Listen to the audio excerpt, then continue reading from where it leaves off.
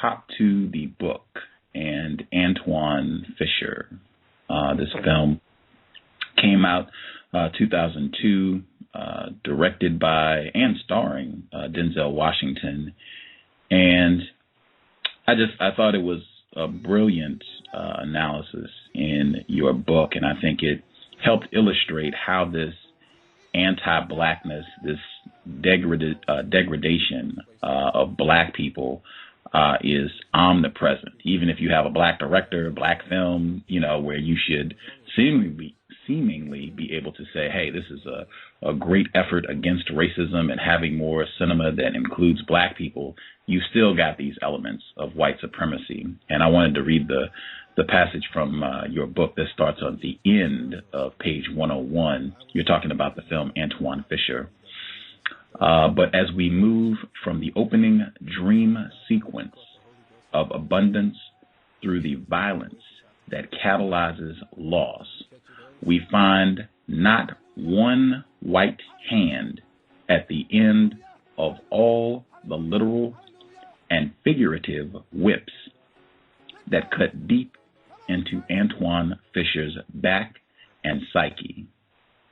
Instead, we have the figure of 3 Black women. In fact, as we travel with Antwone Fisher from the sleeping dream of loss to the waking realization of recovery, a journey through scenes of captivity and abandonment, as we follow Antwone into and out of the hell of open vulnerability, we find that the staging of this open vulnerability is completely internal to the slave community. The image track and this is a French word, I'm going to skip over. I had to go over that myself. Okay, right on. To locate the technologies of slavery in the body of Black femininity, always and never in either the body of Black masculinity or whiteness.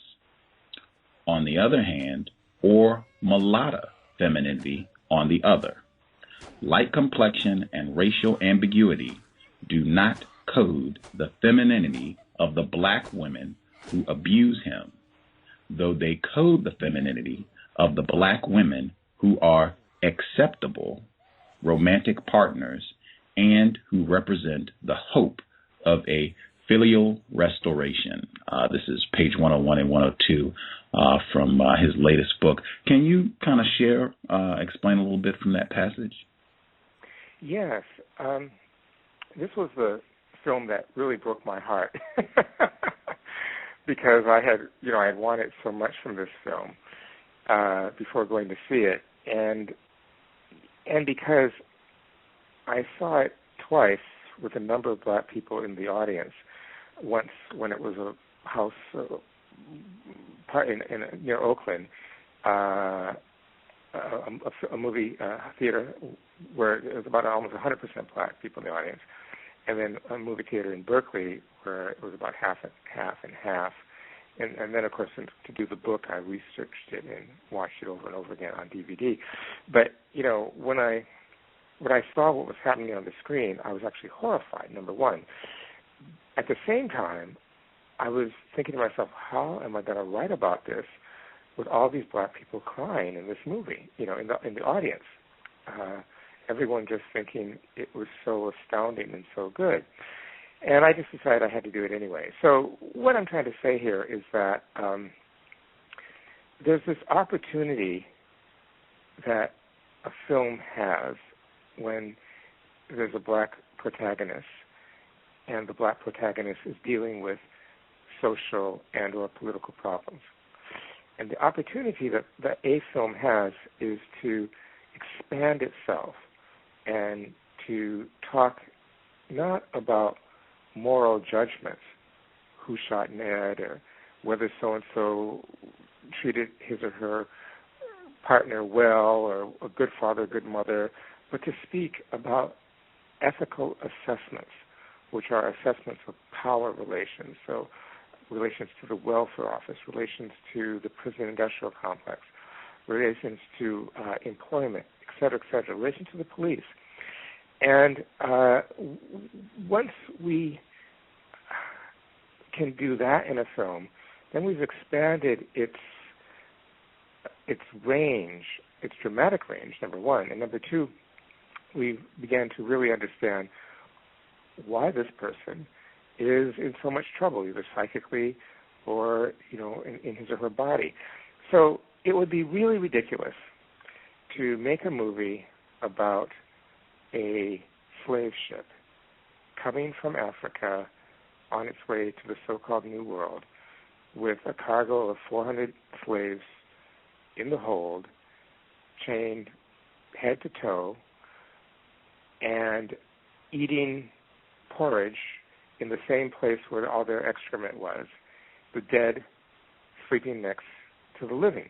It would be really ridiculous to make a movie about that. And the focus of your movie would be how so-and-so in the hold of the ship didn't get along with Jack over here in the other hold. Do you see what I'm saying? I mean, yeah, we're laughing because no one would ever do that. Wow, wasn't that a poignant movie? I mean, down in the hold of the ship, they were just cutting each other up and they weren't being nice. And, so why would you then think that 300 years later there had been an essential change such that you could focus your film on the internal dynamics of black people themselves, as though what black people did to each other was the essence of our problem? And I just thought, wrongly, that Denzel Washington would have more sense in that. Because ultimately, where do we find freedom in Antwone Fisher? We find it in the arms of an extremely light-skinned woman, which I have no problem with, none whatsoever, except that her value is predicated on the devaluation of extremely dark-skinned women. Excuse me, not because she has value in and of herself. The film sets up a dichotomy between women who are dark-skinned and women who are light-skinned, and it codes them very differently. So that here's how I would not have an argument if we had extremely light-skinned women beating the hell out of Antwone Fisher as his foster mother.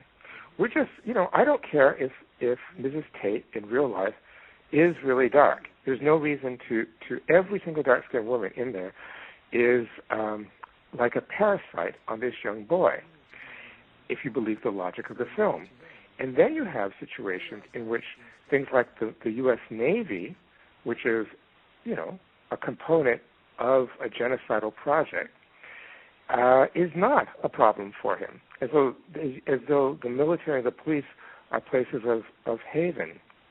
So this concentration on moral judgments, are these black people being good to each other, as opposed to ethical assessments, which is what are the structures of power that black people find themselves in, and this misogynist and colorist designation of women do this to Antwone Fisher, not the state. Women do this to Antwone Fisher.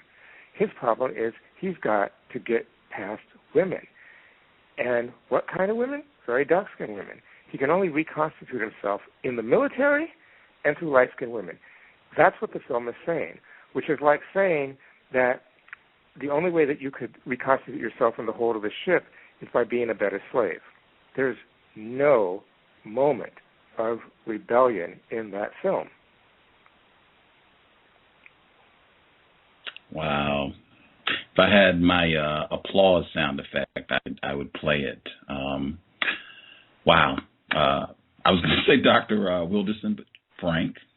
I want to share the passage where you are talking about Antwone Fisher and his relationship to the Navy. This is still on page 102.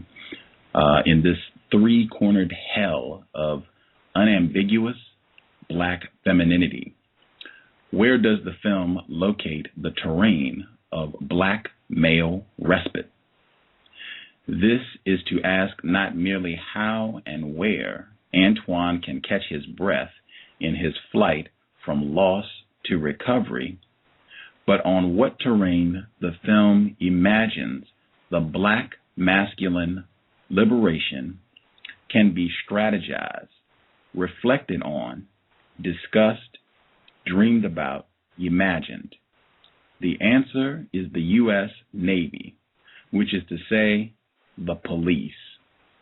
In this quote-unquote black film, the apparatus of Roundup writ large, what used to be known as the pigs, stands in for the Underground Railroad in a relentless nightmare where black women not only administer the technologies of slavery, but embody its estate. Our people are very serious about not being very serious. Meanwhile, white people are very serious about playing hardball against us.